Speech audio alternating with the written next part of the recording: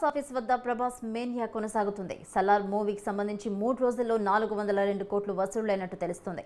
ఇక 1000 కోట్లు దాటే అవకాశం ఉందని ట్రేడ్ వర్గాలు భావిస్తున్నాయి.